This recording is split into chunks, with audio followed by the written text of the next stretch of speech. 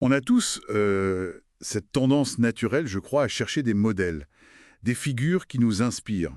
Oui, c'est humain. C'est humain, mais attention, hein, à force d'admirer, on peut finir par éteindre notre propre jugement. Complètement. Bon, décortiquons un peu ça. Aujourd'hui, on va plonger dans notre rapport, notre relation aux figures d'autorité. Hmm.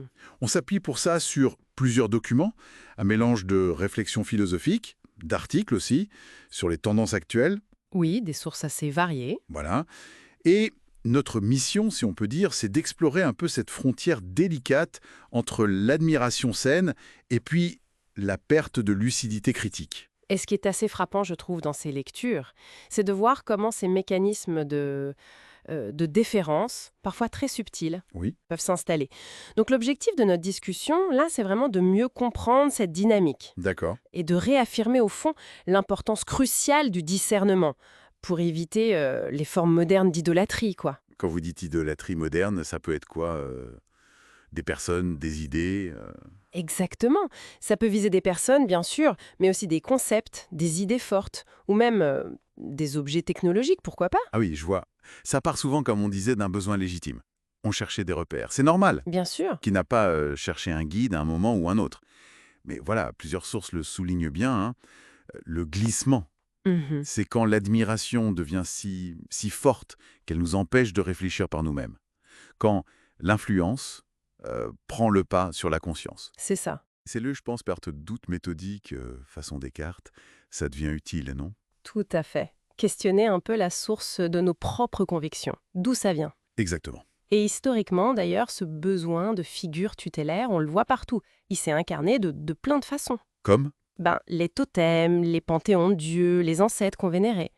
Tous ces systèmes donnaient une structure, en fait. Ils donnaient du sens. D'accord. Et les sources qu'on a montrent bien que si les formes ont un peu changé, le fond, lui, il persiste. Ah oui, comment ça se manifeste aujourd'hui alors? On ne vénère peut-être plus autant de statues, c'est vrai, mais l'idolâtrie, elle peut se porter sur des célébrités, des leaders politiques, ou même des courants idéologiques très marqués. Par exemple. On peut penser à certaines formes d'écologie dites radicales ou au transhumanisme, cette idée d'utiliser la techno pour dépasser nos limites humaines. Hmm.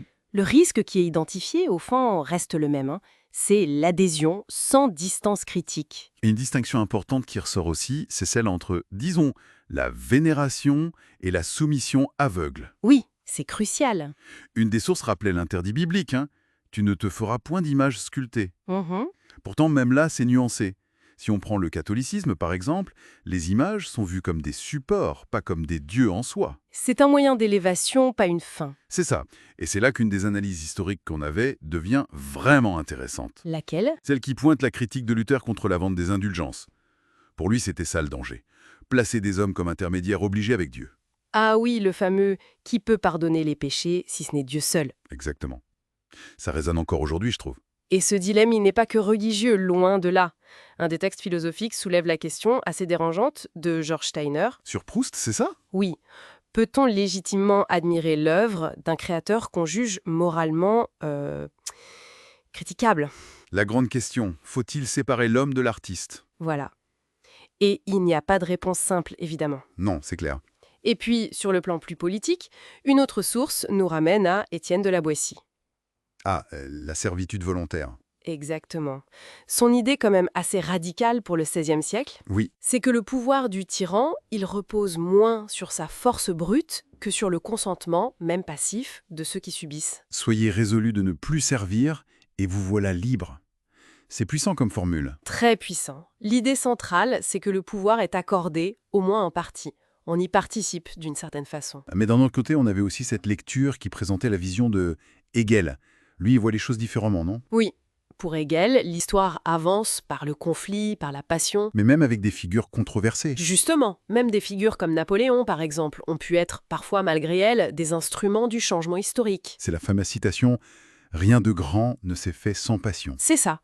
Ça suggère que même des forces qu'on pourrait juger négatives peuvent avoir des effets transformateurs, imprévus. ». C'est complexe. Très. Mais Si on prend un peu de recul, comme le suggère un des textes d'inspiration plus stoïcienne qu'on a lu, Oui, une approche assez pragmatique émerge finalement. Il s'agirait de bien distinguer ce qui dépend vraiment de nous, notre jugement, notre interprétation. voilà, de ce qui nous est extérieur, les figures imposées par l'histoire, la culture, l'éducation. Hmm. Et le point clé, il est là. On a le choix de notre rapport à ces figures. On peut trier ce qui nous élève de ce qui nous aliène. Donc, au fond, le message central qui se dégage un peu de toutes ces sources, c'est euh, apprendre à observer, analyser, Sans forcément idolâtrer. c'est ça. Voir les figures, les symboles comme des points de départ pour réfléchir, pas comme des vérités absolues indiscutables. Exactement. Et les sources insistent bien là-dessus. C'est le sens que nous, on donne aux choses qui importent, plus que l'objet ou la personne en soi. Tout peut être une source d'apprentissage. Alors, Potentiellement oui, à condition de ne pas tomber dans la dépendance ou la fascination aveugle. Il faut se libérer un peu de l'emprise pour vraiment accéder au message, si on veut. si on résume, le fil rouge de tout ça, c'est une sorte d'invitation constante à la lucidité. Oui, je crois que c'est ça. La liberté intérieure, elle se cultive là-dedans. Dans cette capacité à discerner, admirer, oui, mais sans s'aveugler. Apprendre des autres, mais sans cesser de penser par soi-même. Évaluer les idées sans en devenir prisonnier. Tout à fait. Ce qui nous amène peut-être à une question essentielle pour poursuivre la réflexion. Une question un peu ouverte. Je vous écoute. Au-delà des grands exemples historiques ou célèbres qu'on a évoqués, quels sont, dans notre propre environnement, au travail, dans nos cercles sociaux, culturels, quelles sont les figures, les idées, ou même, pourquoi pas, les objets qui mériteraient peut-être qu'on leur porte un regard un peu plus critique, une admiration plus lucide, plus distanciée, justement pour préserver notre propre liberté de jugement.